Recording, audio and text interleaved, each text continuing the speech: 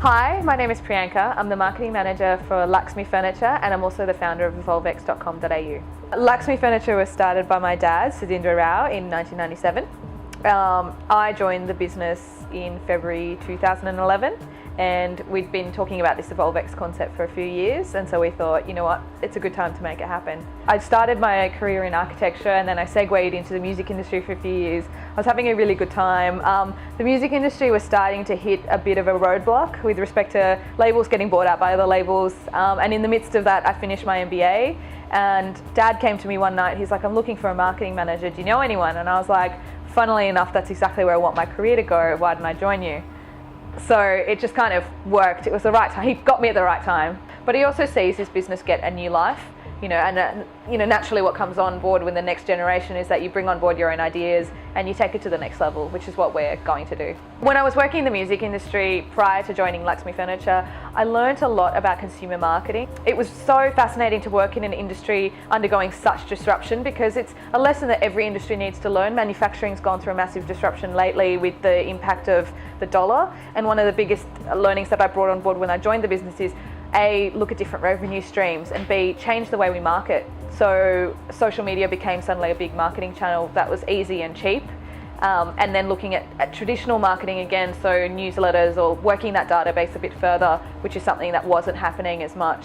We're not just marketing to every single consumer, we're actually segmenting it to 4 or 5 different types of consumers, and the messaging we're driving home to those consumers is different, and that needs to be addressed. And once you get that right and you give the right message to the right type of consumer, that's when the money starts rolling in. When I started the brand, I wanted Evolvex to stand for 3 things. Number 1, quality. Number 2, value for money. And number 3, sustainability.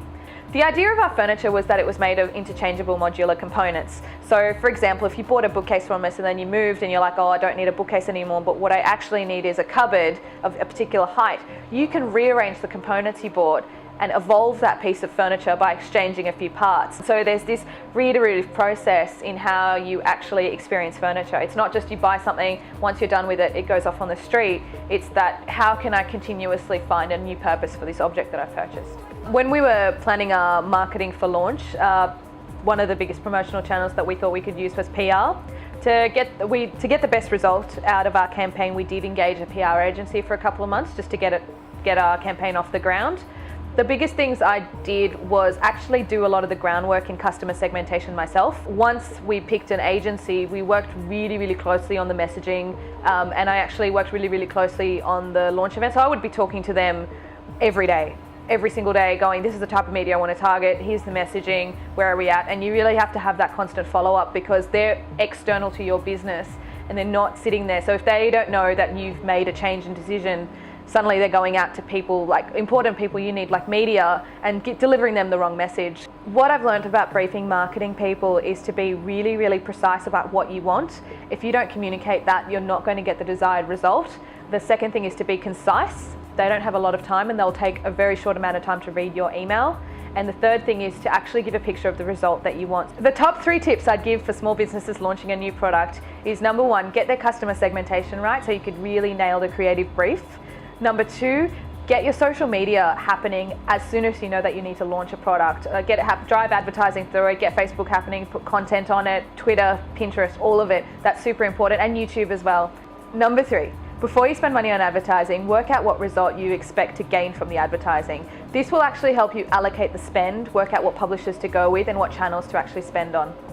I'm really looking forward to the next 5 years where we reorient the company from this amazing family business to an international brand. We're really looking to change it from a manufacturing service company to becoming more product driven and actually making a name for ourselves internationally. I've just come back from the Milan Design Week last month and I was really inspired by all these big international brands that started off as family businesses in manufacturing. So I was like, wow, look at where they went. That's exactly where we could easily go.